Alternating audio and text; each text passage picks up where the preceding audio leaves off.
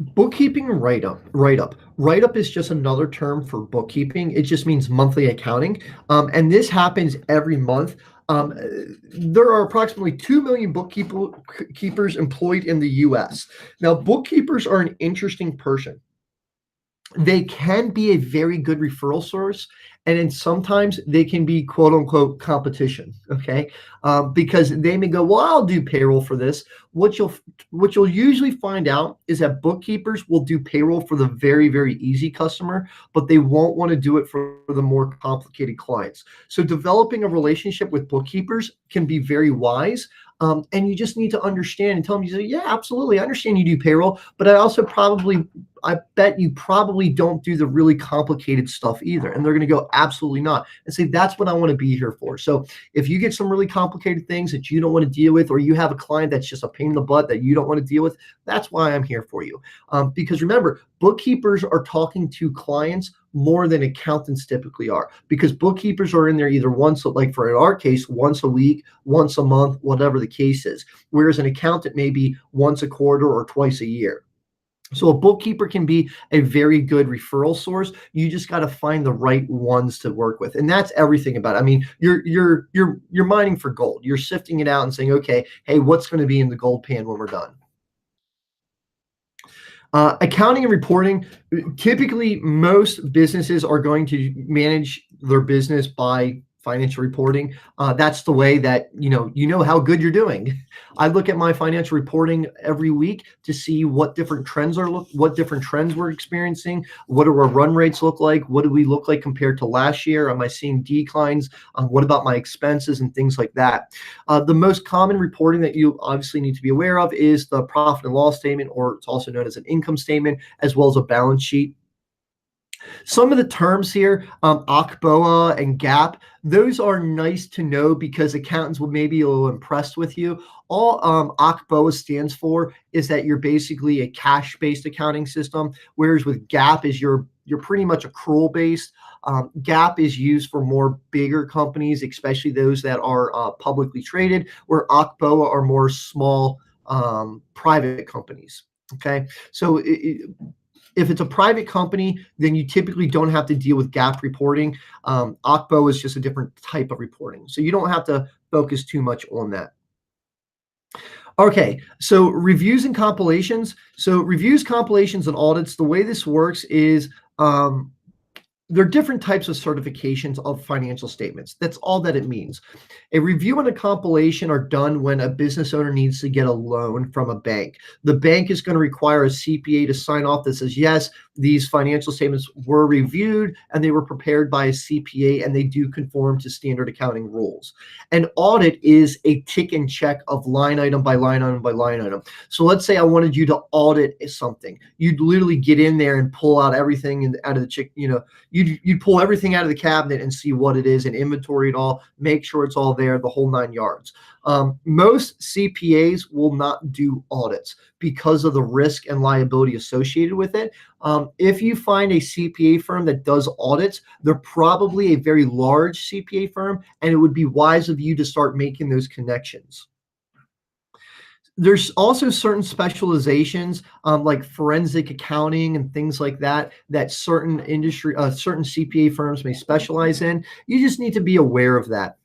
Now, the fun thing about this is some accountants like to process payroll. And I want to get on my soapbox for a second here, okay? Accountants, if you recall, the characteristics of accountant are they're not people persons. They're very risk adverse because they're accountants, but they also process payroll. And payroll is one of the number one things that has a ton of requirements, as well as registrations that you have to go through. There's a lot of things that can go wrong running a payroll company, a lot that lead up. So why would one of the most risk adverse business types deal with payroll, which is inherently very risky? It doesn't make sense. For example, when we sign up a client, we have to get what's called an 8655. It's basically an IRS permission form, and we are required to conform to certain rules and requirements by the IRS because of that. Accountants and CPAs that process payroll have to follow those same rules, but they don't, and they're not even aware of it. Most accountants and CPAs aren't even aware of the county minimum wages or the county paid time off rules or anything. So they have a bunch of clients that they're processing payroll for where they're not aware of the rules. And on the other side of it, usually the accountant or the CPA is actually not processing the payroll. They're letting their secretary process it. So one of the most risky things that an accountant could be doing, they're partaking in. And so when I talk to accountants about it, understand that they just believe, well, payroll is a function of accounting, and they don't put any credibility on it. They don't pay anything to it. And that is something that's changing. So when you start talking to accountants that process payroll, you can bring up these things. And it's okay to say, man, I know I talk to my boss all the time, and he tells me that payroll is one of the riskiest industries because of all the requirements and the high risk of penalties and the new rules that states and IRS and counties are applying on. Why are you doing it? And it's okay to put that, because sometimes then what an accountant will be like, they'll be like, yeah. And what it may come to find out is that accountants are processing payroll because they believe they have to in order to keep the monthly bookkeeping. And that's not true anymore. So in a lot of cases, what you're going to want to do is when you find accountants that are processing payroll, you need to make a note of that, and you need to you need to follow up with that accountant very frequently, because things change quickly where they could say, hey, my secretary just retired and I'm not processing this payroll. Because as you can imagine, if somebody gets paid on a Friday and Wednesday it's a snowstorm, who's processing the payroll over there? Yeah. Okay. So payroll is one of those things where if you don't have a good system in place, it really doesn't make sense. And most of the accountants that you will talk to that are processing payroll, they recognize they're losing money on it as well. And again, I would ask them, you're an accountant, you know the numbers, you are very business savvy. I'm puffing up their ego. But why are you doing something that's losing you money? Isn't there a better solution? What if you referred that, or you had a close-knit relationship with someone that would actually service you, so you could make sure that your bookkeeping clients feel like you have an all-in-one solution still? Would that still be a solution, and you're not losing money anymore? Well, yeah, I'm going to give you back time. You're not going to lose money anymore, and I'm taking away risk. Let's go, man.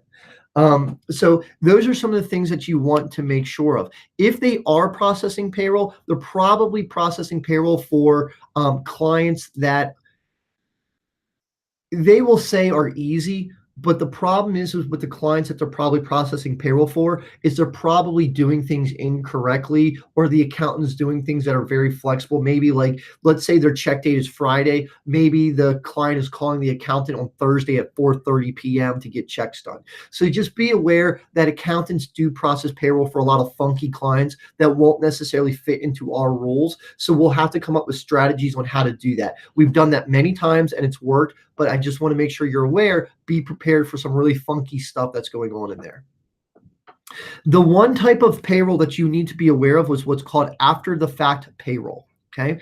And I'm going to highlight this so you can see this on the screen here. We call it ATFP, or after the fact payroll. Okay. After the fact payroll, if you find accountants that are doing this, you found a little gold mine. Okay. And here's the reason why. After the fact payroll means this: the client is processing payroll and cutting checks to the employees. And then at the end of the quarter, they submit all that data to the accountant, and the accountant is processing the tax forms and putting all of that together for the accountant. It is taxes after the fact. Okay. This is incredibly risky for the accountant, and it also comes at the worst times. So for example, individual taxes are due April 15th. Well, the end of the first quarter is March 31st. All those 941s are due on April 30th. So as you can imagine, the accountant's pulling his hair out with individual taxes, and now he's got to deal with all these stupid after the fact payrolls. So after the fact payrolls are a little gold mine. If you find that, you do want to take time to start developing the relationship with that accountant and see if you can start taking some of those after the fact payrolls and converting them into live payrolls for you. In many cases, the cost to do after the fact payroll is not much less than what it would be if we could bring that client in. So for example, let's say it's a 5 employee client and they pay twice a month. Well, that client's fee with us is going to be $100. So do payroll for 3 months, it's $300, right? 100 times 3. Well, a lot of times the account will charge $125 to do after the fact. So you're talking about a difference of $175, and we're going to give them a whole bunch of different resources. We're going to provide them, HR workplace. We're going to provide them benefit enrollments and all these other things. So the value versus the cost is night and day there. So you can justify it that way. So if you find a lot of after the fact payrolls, you do want to put that accountant on your watch list for following up and start developing that, because you could end up getting 10 to 15 client accounts very quickly from that. All right, so let's talk about the calendar for accountants. So on this screen here is a whole bunch of due dates, so you can understand what's going on in each month so you can plan it. So let me just kind of put it this way, all right? You can talk to an accountant pretty much after April 15th all the way up through January 15th. That is your window of talking to. Now, throughout that time, there are little pockets where they're busy, particularly right around September 15th and October 15th, because that's when extensions for taxes start coming due again. However, from January 15th through April 15th, the only thing that you do is drop food off at accountants. You don't do anything else. You just drop off food and you say, "Hi, I'm sorry that you're insane right now. Here's some donuts." You do not bother them during that time. They will hate you very quickly. You let them, you just need to be present. And the way you're present is you bring them donuts. Okay. The trick to the trade is this.